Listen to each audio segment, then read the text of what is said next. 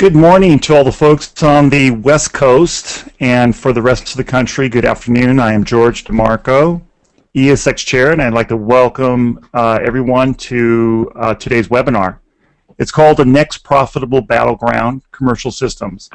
And thanks for joining us today as we explore the commercial electronic security opportunities that can help differentiate you from your competition and allow you to compete at a much higher level. And our goal is to provide as much information as we can in 45 minutes. If we go over by a few minutes, it's because we want to make sure we answer as many questions for you as possible. As many of you know, the competitive and technological landscapes have dramatically shifted in the delivery of physical security for businesses, mainly in the area of competition. We have seen powerful go-to-market strategies successfully executed for the residential marketplace in recent years. You know, and then this is starting to influence the commercial market space too, especially since the commercial security marketplace still has a lot of room to grow. So whether you offer residential or commercial intrusion, access control, camera surveillance, or fire systems, end users expect mobile devices and apps to help them manage, control, and connect more than ever before. And as you know, consumers have the ability to influence how and where they connect and what they connect with, and it's all on a 24/7 basis. And there is the opportunity. By delivering what the customer wants, helps drive RMR higher and wider, allowing you to get a greater share of the customer's wallet. However, it's not just about the RMR factor. Profitability runs deep, especially if you are profitable or generating RMR and on the installation of the system. And to have a meaningful conversation about the next profitable battlefield, we brought together a terrific lineup of security professionals who are willing to share their thoughts on the commercial marketplace. From Exeter, I hope I got that right, Pennsylvania, Bruce Fahey, owner of Building Systems Integrators. From Lincolnton, North Carolina, Kenny Helms, owner of Helms Security. And last but not least, from NAPCO Security Technologies, Brant Phillips, Director of Commercial Sales. And I, George DeMarco, ESX Chair and Managing Partner for Deco Ventures, will be your moderator for today's session.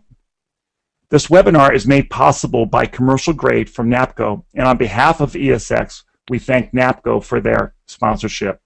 And in a moment, Brant will be sharing his thoughts on the commercial marketplace. But before we get started, here are a few housekeeping items. This webinar is being recorded, and it will be made available for viewing on www.esxweb.com/experience. And we encourage you to submit a question at any point during the presentation. Just click on questions in the webinar window, type in that question, and we'll have our panelists answer it at the Q&A part of the program after the presentation is completed. Here are a few of our learning objectives for today.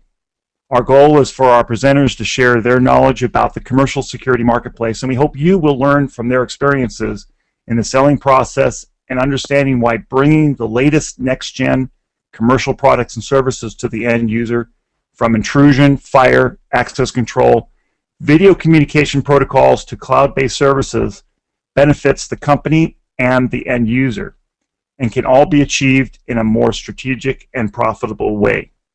Before I call up Brant, I would like to open my comments with a quote from Albert Einstein. Imagination is more important than knowledge.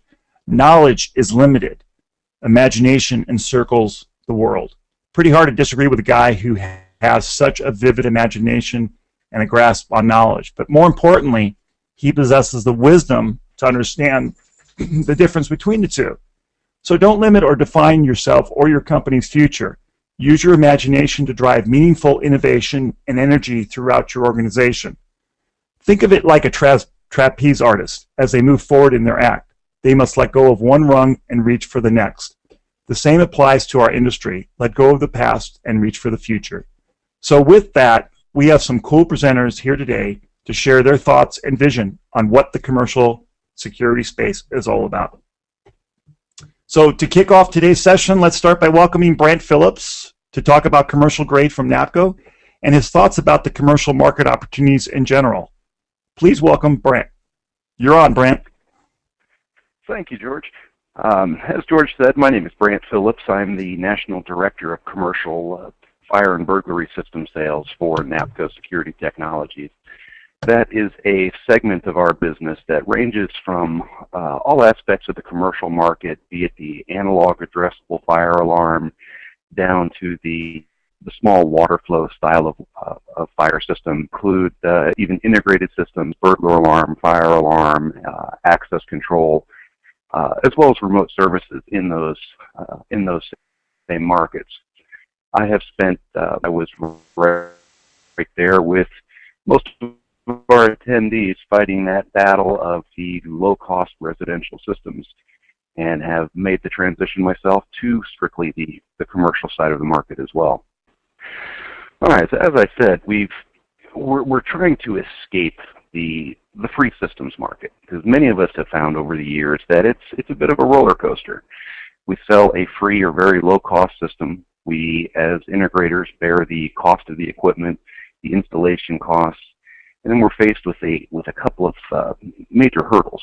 Either we are flipping our accounts and no longer building the RMR in our company, or in other applications, we're risking early cancellations, bankruptcies, move-outs, and loss of customers. And it's a difficult cycle to get caught in. It's what we affectionately refer to as the race to zero. Not just race to zero cost systems, but race to zero profitability. So if we sit down and we look at an average free residential or $99 residential system, there's a cost there. We all know this. Most of us have a labor rate of around $80, $85 or higher, depending on your market and your overhead. We look at these systems at the installation, we're looking at a loss. So we obviously would need to keep a customer online for about 26 to 27 months just to break even once we subtract the cost of monitoring and cellular service. And that's a lot of risk for us. As I said, about a 27-month payback. It doesn't take a lot of cancellations or bankruptcies or bad customers to really find ourselves in a hole. And it's not a big surprise when we look at some of why the majority of us are looking at our books and wondering where the money went, looking at how much better off we were 5 years ago prior to these low-cost systems again. So in the commercial systems market, as George had mentioned, there's a wide variety of products that are available to you within the commercial space, be it burglar alarm, hold-up, access control, fire alarm. Obviously, there's an emphasis on fire alarm with that being there twice. Integrated systems where the burglar alarm, fire alarm, access control, potentially the building management systems all talk to each other. And of course, CCTV. George, you can roll again. These types of systems and services are much more specialized, and they really allow us as security integrators to separate ourselves from our competition, because there's a bit more training that's required, there's a bit more knowledge that's required, the systems are a bit more sophisticated. But as a trade-off, we are able to demand higher installation rates, higher service rates. We still have the ability to add products like iBridge to be able to automate a customer's experience, automatically turning off the warehouse lights, for example, as the system is armed, or ensuring that the liquor storage or other sensitive areas are locked automatically as the system is armed or via a schedule. And there's a number of different add-ons, be it remote video products to look in. Email notification is available with a number of these products, like our IT video line. And these are all services that are designed to, in addition to our normal commercial inspection, monitoring, cellular service, maintenance contracts, these are additional products and services to create additional RMR and really change the experience for our customers. We have case study after case study of business owners and remote management of different companies that use these products to really control the day-to-day flow of business, be it the tire store where a manager is monitoring which of his tire stores is busy and which is slow. The ability to look in real time for him and be able to dispatch technicians from a slow store to a store that's overloaded is invaluable. Cellular is another huge commercial service offering, where many of us are familiar with adding cellular products in the residential market. because we're dealing with things like digital phone service or no phone service. Products like the Starlink cellular communicators have evolved to become a lifestyle product. Full notification of everything that happens in a house. Be it your son came home from school and disarmed the alarm, or your manager came in at 3 o'clock in the morning. Without having to route all of those signals to the central station, we can capture those signals and send them out via email and text message to really provide a real-time communication path. Those products are also more affordable than ever and easier to install than ever, again, and helping you create more recurring revenue. And I'll finish here. Our Gemini Commercial Series panels are really the basis of this product offering for you, be it, again, the burglar alarm, the fire alarm, the access control, the remote services, the cellular communications, the email and text messaging notifications. This is the centerpiece. These are the panels that will allow you to really capitalize on this commercial systems market. Again, be it burglar alarm, fire alarm, analog addressable systems, wireless fire alarm, conventional fire alarm, mercantile burglary applications, wireless or hardwired. These are the products that will help you get there. And true to form with the rest of this presentation, they offer a much better price point for you to really reduce the overall system costs and help you compete more competitively in the market. George. Great. Thanks very much, Brant. And thanks again to NAPCO for sponsoring this webinar. And of course, we're going to tap you a little bit later during the Q&A session. So as a reminder, all you attendees out there, please go to the question windows and ask away. We look forward to your questions. Okay. Thank you, George. Yes, thank you. And now for our next presenter, I'd like to welcome Bruce from Building Systems Integrators. I got to know Bruce a little bit since we worked on this webinar together. And I want Bruce to take a moment to give us a brief description of the company's go-to-market strategy and then your thoughts on the commercial market. Bruce, you're up. Just a real quick background to this industry, kind of from the other end of the spectrum. What George and I have been discussing. I came into this industry from the commercial market.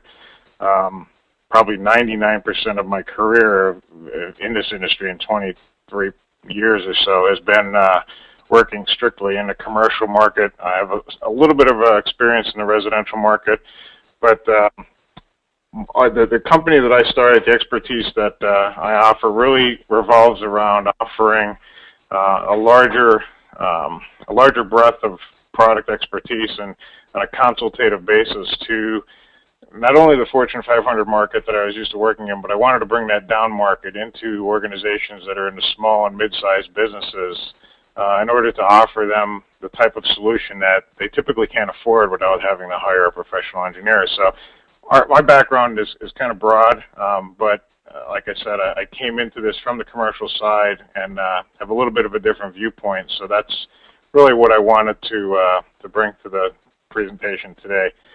So the first question that everybody is probably asking is, why focus on the commercial market if you've been in the residential market and you're making money?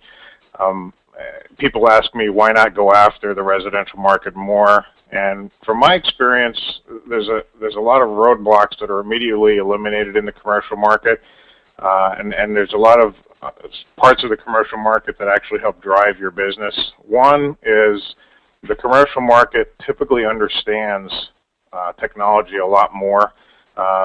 Depending on the organization, they have technology people in place, so you're not overcoming that hurdle of trying to convince someone to adapt a certain type of technology. The other is they're regulatorily driven in regards to fire alarm in many cases, at least in northeastern Pennsylvania, which is our market, northeastern part of the country really. So you're not having to push a product into an organization. The organization is required to put certain products in if it's a commercial market. The other aspects of the commercial market is they typically have money to use, as opposed to even small and mid-sized businesses typically have money to be able to invest in infrastructure in regards to various aspects of what we offer to the market. And a commercial market member can become a long-term partner for future business. I mean, the majority of my customers in the commercial market have continually brought us in for ads, moves, changes, add-ons, ongoing analysis and consulting on an annual basis. Things that just convert the recurring revenue that maybe you're not thinking about. It's the recurring revenue from additional services that are usually outside of the scope of what a normal alarm company in my area provides, in addition to any RMR that we can get from the product itself. So one of the things, that we focus on is new technologies. Obviously, in our arena, probably the areas that have advanced most in most recent years are going to be the CCTV product lines, card access product lines to some degree, because they're migrating into an IT space.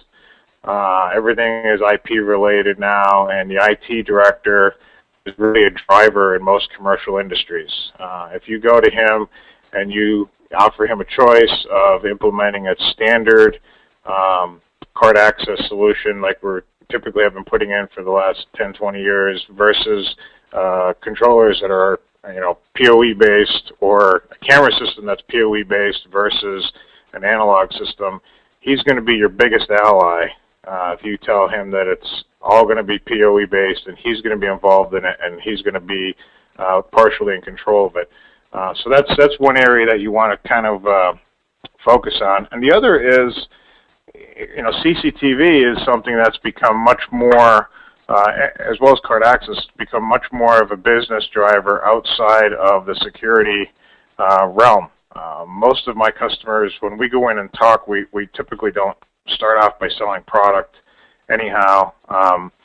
Our biggest business driver is talking to a company to find out what their business problems are and then relate those problems back to our product. And in the CCTV world, what we're finding out is that security is almost becoming second place to things like liability reduction, safety, reduction in workman's comp claims, production control, and quality control, depending on the industry you're in. If you're in a food processing plant, quality control and production control in really any manufacturing or distribution facility is taking place as a higher priority to security. So these are all areas that if you question an organization and you try to find out, how these areas impact the bottom line of an organization, it becomes very easy to justify putting in a $50,000 or $100,000 camera system when all of a sudden, there's a liability reduction of 6 figures per year and a production control quotient that could equate to 6 figures per year. Suddenly the cost justification for those types of projects are very easy in a commercial space. Again, we talked about the utilization of PoE technology and partnering with the IT staff. Partnering with the IT staff, I found out, has been pretty advantageous because in an organization, they typically carry fairly significant budgets, and if any of your product touches their network whatsoever, it's suddenly an IT project. It's not a security project anymore. So those are things that I've utilized to advance our business in the commercial space. The biggest issue and the biggest thing that I've learned through the years is maintaining differentiation. In this business, especially in our region, I'm in northeastern Pennsylvania. We cover this part of the state and the country up here.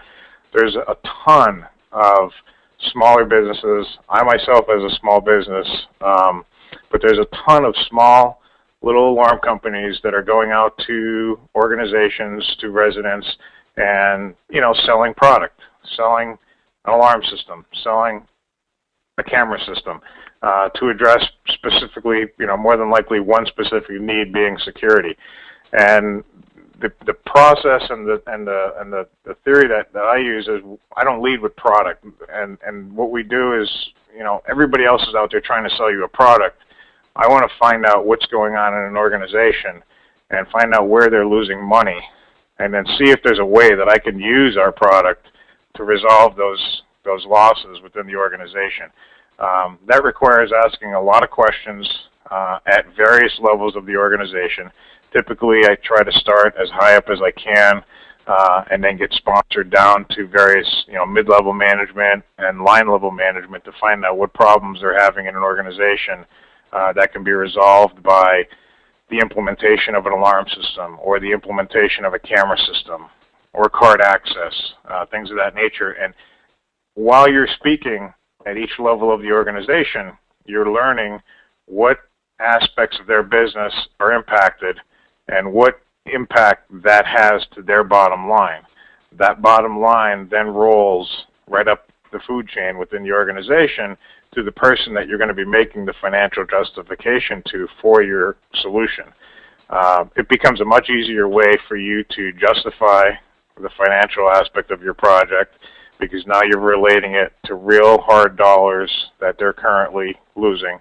And then you're also gaining multiple contacts within the organization so that it's much more difficult for them to shut you down in the sales process. Having that network or web of relationships within a company oftentimes can help you save a project. The mantra that we have in my organization is I stay as far away from bid and spec work as I can. And I know that's contrary to a lot of security organizations, even the ones in my area that I know personally.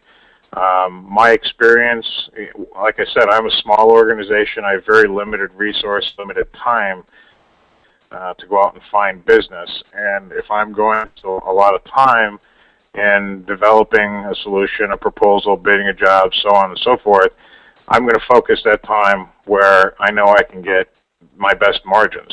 And, I would rather be selling a large project at a reasonable margin than chasing down bid and spec work and end up, selling it at a 10 or 15% margin. In my opinion, that's a race to the bottom, because what I've seen is, we end up with lower margins, and the customer usually ends up with a lower level of satisfaction because the systems really aren't engineered and implemented to the best they can be. And I can give you an example. I just got contacted by a contractor who's working on a school district project, and the school district didn't hire an engineer, and they just released an RFP that said they wanted, 30 IP cameras, 2 servers, 3 monitors, and installation. And everybody under the sun is chasing this project down. From my perspective, that's something that I would probably not go after. The only way I would go after something like that is on a consultative basis, where we can come in and offer services to do more of a design for the customer directly, and then release it out on the street and or bid it ourselves as a design build.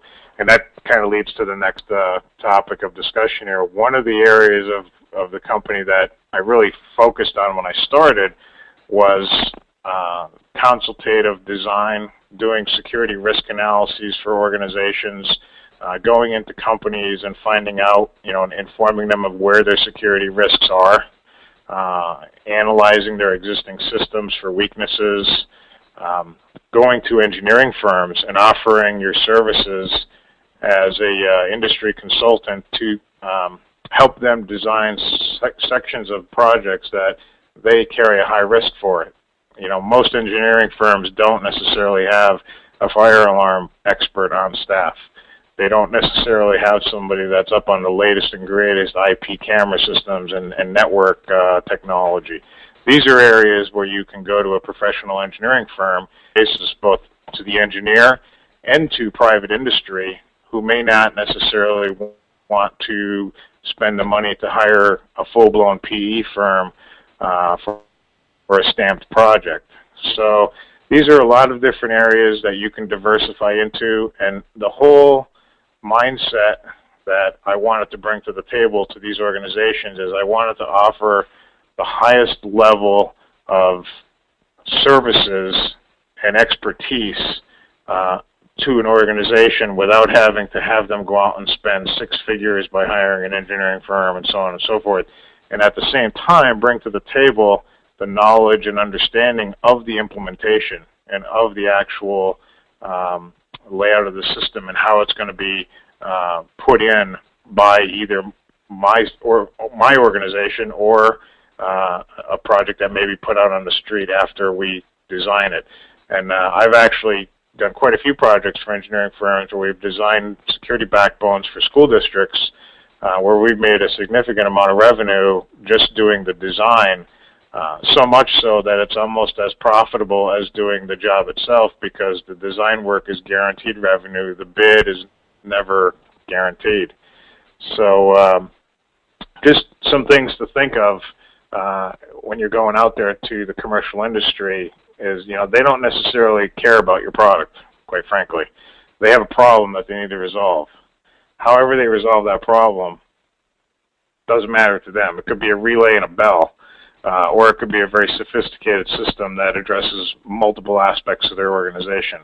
Our job is to find out what those problems are, how it relates to them financially, and then equate that to a project that we may be able to bring to the table.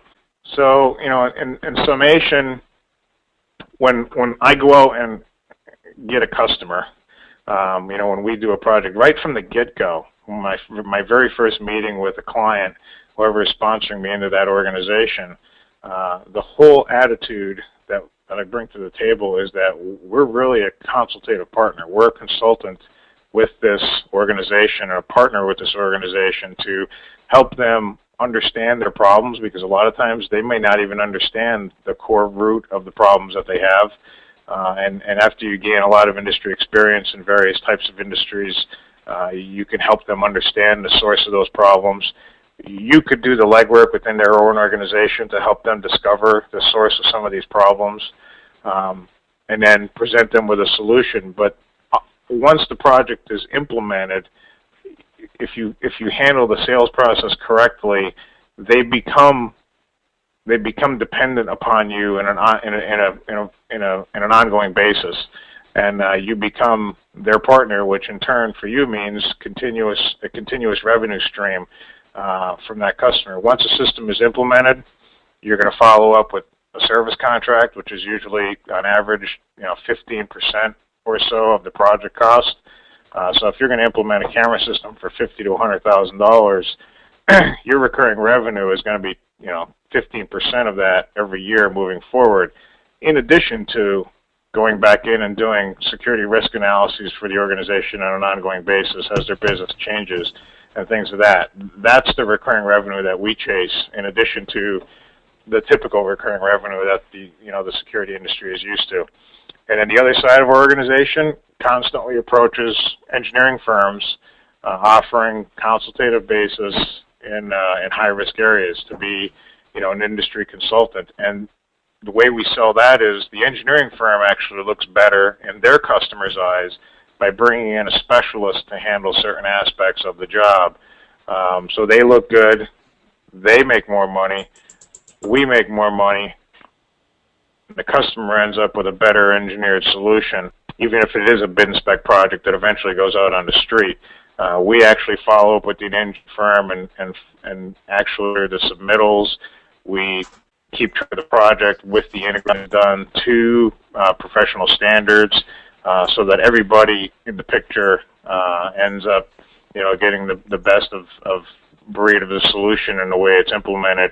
And again, that's a pretty significant revenue stream for your organization if that's something that you're not doing. So, for the people out there that are like myself, that are a very small company, I'm a one-man operation that uses multiple subcontractors. The biggest advice I can give you guys is think outside the box. Stop focusing on product, especially if you're a business owner. You have problems within your own business that you would probably love a consultant to come in and sit down with you and help you identify and resolve. Every other business out there is like that, and very helpful at becoming a partner of theirs, and that could then become a very profitable revenue stream for you. Great. Bruce, thanks very much for your insight. There's a lot of great tidbits there. Next up is it's time for Kenny Helms from Helms Security to share his company's profile and a couple of his views about the commercial space. Kenny, you're up. Thank you, guys. We're just a small hometown company. We've been at it quite a while. It's a family business, and most of the customers around here seem to like that pretty good. I think one of the most important things that I've tried to bring across to all my guys and gals here in the office is the customer service. I think that's where we're missing the boat. So if we can exceed everybody's expectations, I think that would be one of our number one projects. We do a lot of fire systems. The combo panels, we've used them in the past, and the new one that's out by NAPCO is pretty nice panel. I think what works well for me is the guy who's going to sign off at the end is the fire marshal. So if we can make the fire marshal happy, we can usually do just about anything he asks, and if we do that, he's happy and the customer's happy. When it comes time to get that, we try to integrate the systems together. We use security, fire, and access control. And one of the first things that I do when I meet with somebody is try to see exactly what their needs are. That's been hit on today already, so I'll not beat a dead. But I think if we can combine things and offer them any option that they can come up with, and like my friend said, think outside of the box. I think that's the track that we need to go. The business that around here, the family business, seems to come across pretty good around here. We've got good people to work with. We have work well with the engineers and stuff. And like my friend said, just it's good to be upfront with everybody, see exactly what they're after, exceed their expectations, so to speak. I'm just old country boy, so I'm not much on speaking, but we try to do a good job. We try to, as crooks get smarter, we try to think of options that other people don't think about. That's about it. Great, Kenny. Thanks very much. It's funny how we have different approaches within this industry, and I started in the industry in 1981, and we started in residential years and years ago, and we were doing high-end residential.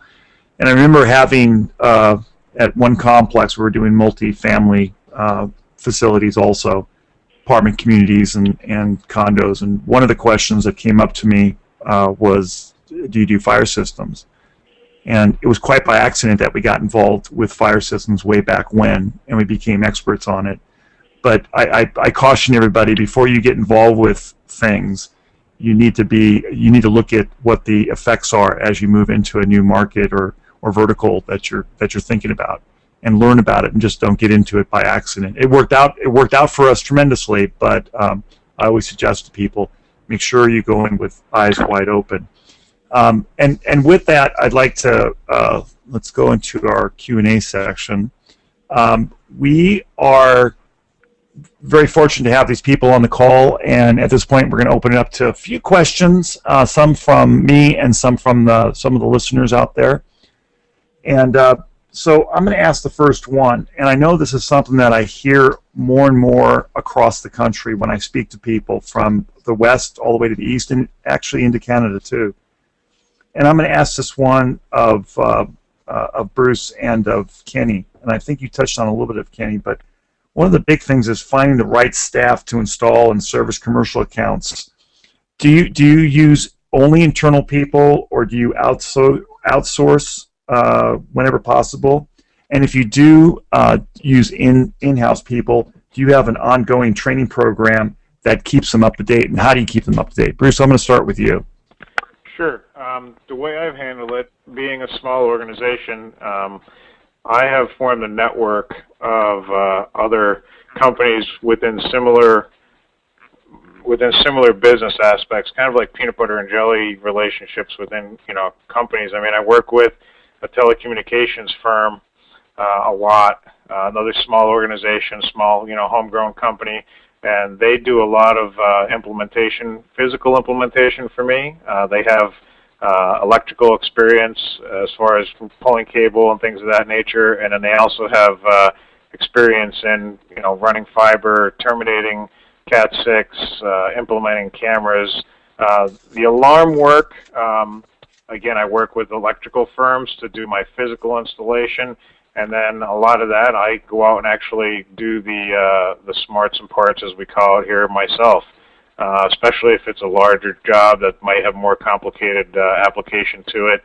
Anything fire alarm related, I myself do, or like I said, I have another relationship with another organization that is really in the same business that I'm in, but we bounce projects off of each other because we have different areas of expertise in-house that we both benefit from. So I utilize a network of other small organizations like myself, and organizations that have a good relationship in common with what I do but aren't competitors, because every organization has a certain level of expertise that we can offer each other, and in this area with the economy the way it is, I found that to be most beneficial rather than having employees on staff and having to worry about keeping them busy 40 hours a week and then having to worry about the quality of work and so on and so forth.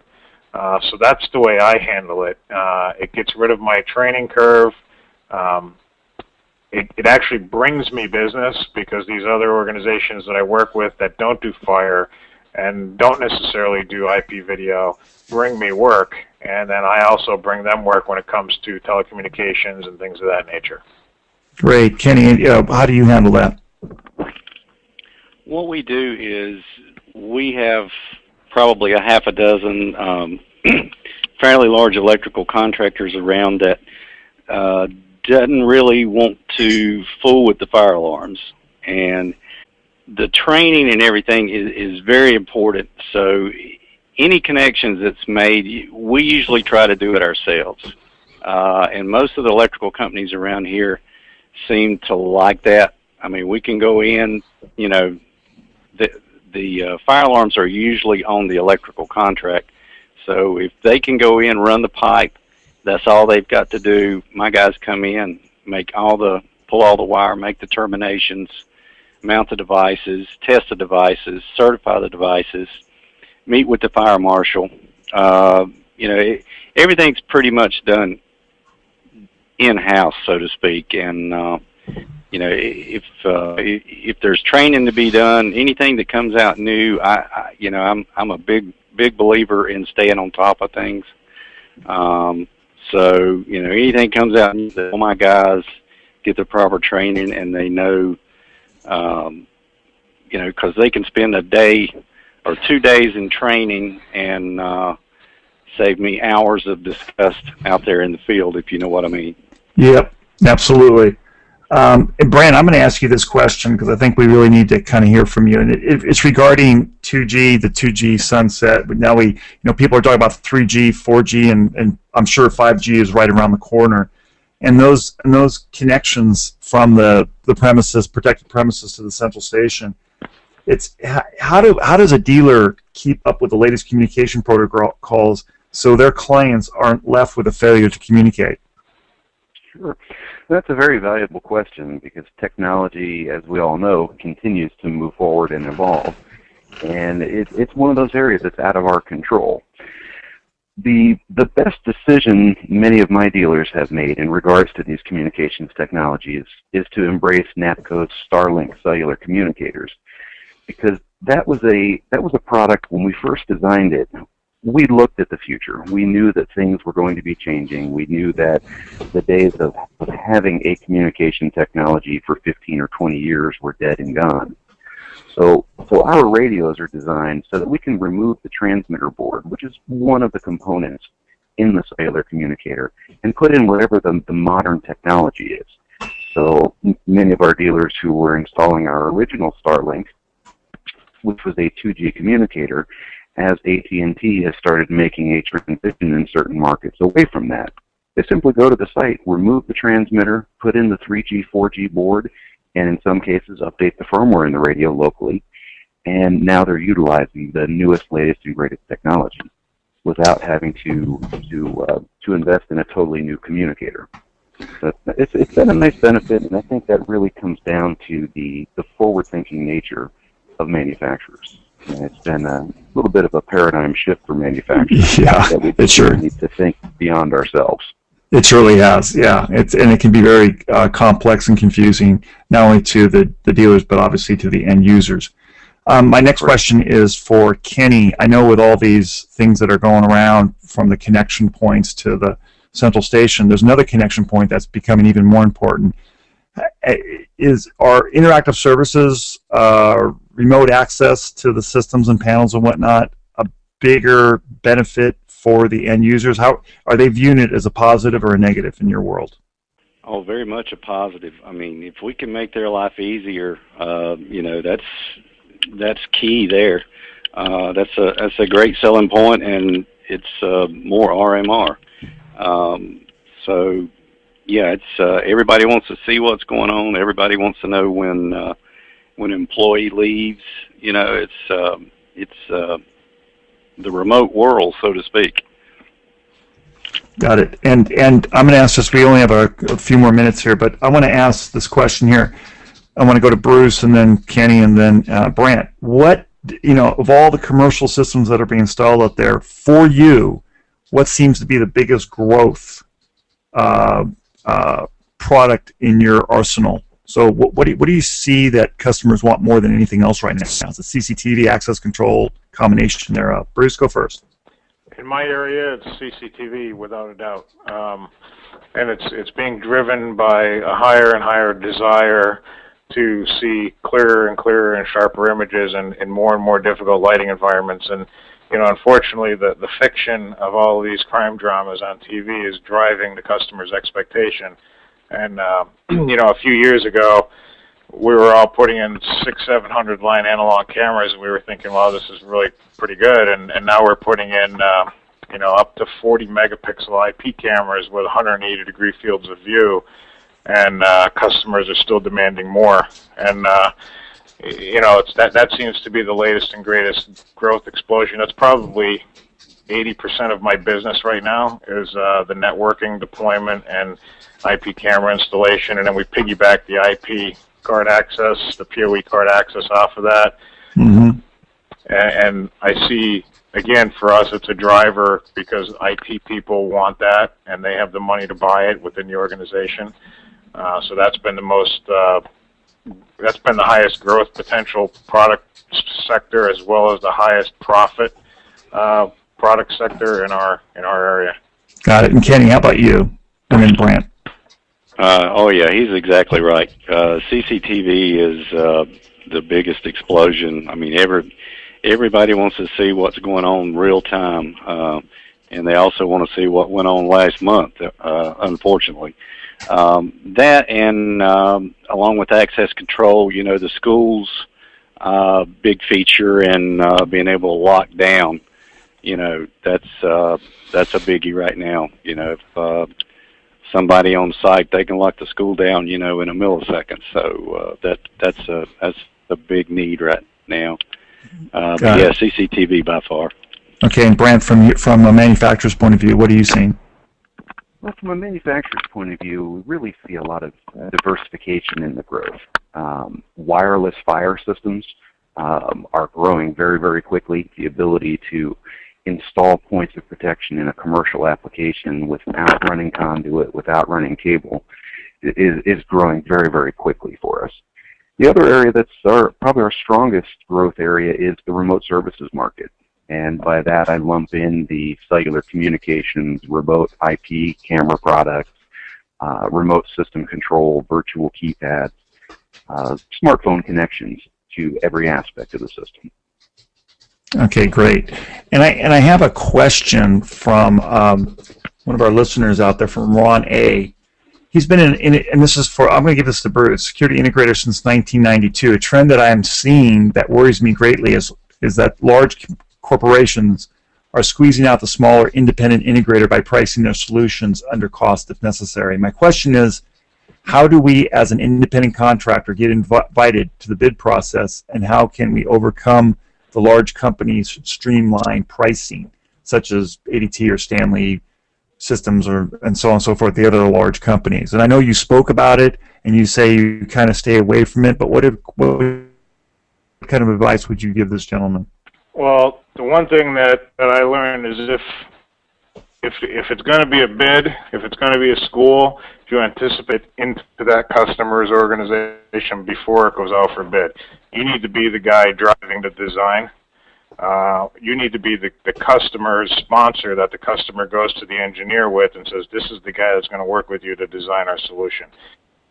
I mean, I've just taken over a school district here locally in which I did that. The project was about a $400,000 security upgrade, and I went to the customer ahead of time in knowing that they were primed for upgrades, relationship in a way that I just described earlier with the district at multiple levels, so that when they called their engineer, when they actually awarded the engineering project for design, it was mandated that the engineer work with me in designing the application. So in that situation, the engineer called me and said, we need to hire you as a consultant to design this solution. I designed it with the engineer, and it was card access, intrusion, and surveillance. And I designed it because I'm a small organization and I couldn't, quite frankly, handle a $400,000 project in a bid environment where we weren't going to get paid for a year. It went out on the street for bid, and I was hired as a consultant to manage the project, manage the installation, and see it through to the end, both for the engineer and the customer. And now that it's outside of warranty and the original installer is gone, we were just called to come in and take the system over on a service basis for an annual maintenance contract. You know, that's in the $20,000+ a year range for recurring revenue. So that's what I normally do if it's a bid.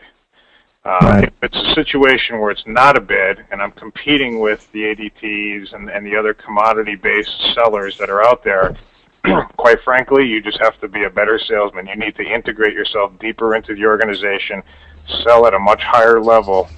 You need to get to the C level in an organization and start talking about business problems and costs associated with those problems, rather than selling at the operations level, pushing product.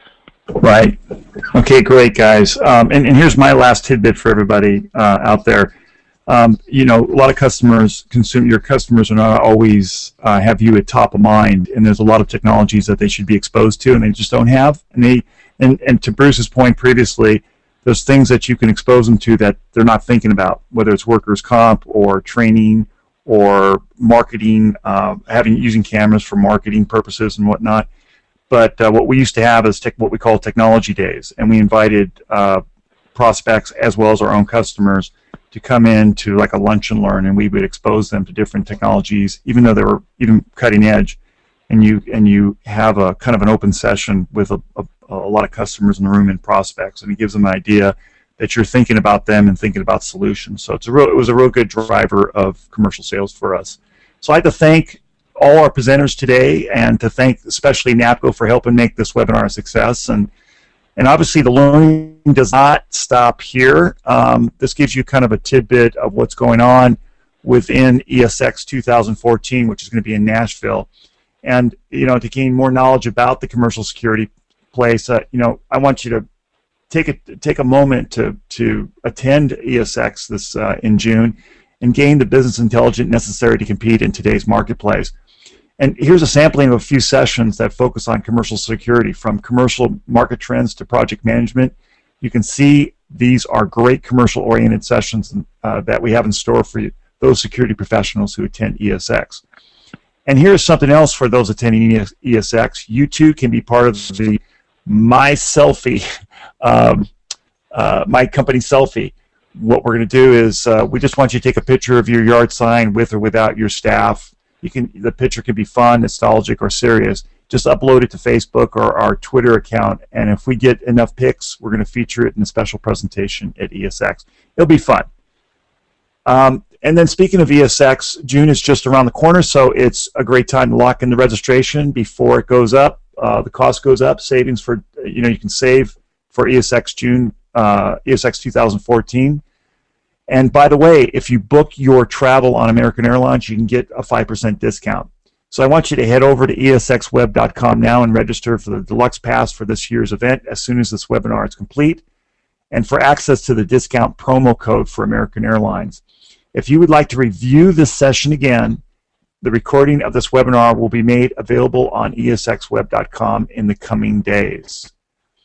Again, thank you for attending today's session, and we look forward to seeing you and your team at ESX 2014 in Nashville. This concludes today's webinar. Thank you.